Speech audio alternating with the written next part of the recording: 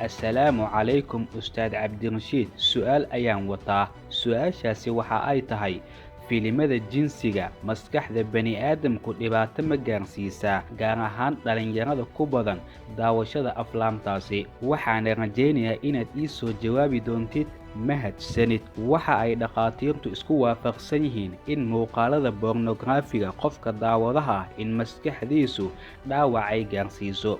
Waayo muuqaaladani dadka qaar ayaaba aaminsan xitaa in falalka dembiyada kufsiga ciyaalka yaryarka ah, LGBT-ga, bedofiilka iyo waxyaabaha la midka ahba in xiriir ay la leedahay.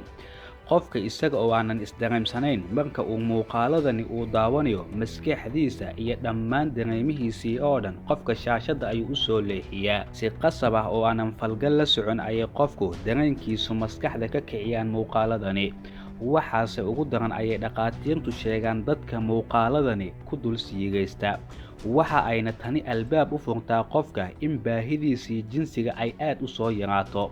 Heer qofka waxa uu gaaraa marka laga soo tago xitaa biyo-baxa degdega ah in dareenkiisu active uu noqon kari waayo si walba oo wax loo tuso. Waxaana la ogaaday dadka dhowr muuqaal ka daawada muuqaalada bornograafigu waxay aad u jeclaadaan in muuqaalo kale oo badan in ay ka daawadaan, ilaa qofka uu ka noqdo qof qabatiin ku ah muuqaaladani. Qofkuna daawashada bornograafigu marka uu ka dhango waxay khubaradu leeyihiin waxa uu bilaabayaa in kategoriyo kala duwan uu u kala gudbo. Dhammaan wax walba oo akhlaaq xumahana qofka maskaxdiisu si normal ah ayay uga dhigtaa. Waxaana qofka dhalinyarada soo yaraada maskaxdiisa haddii daawashada muuqaaladani joogto uu ka dhigo.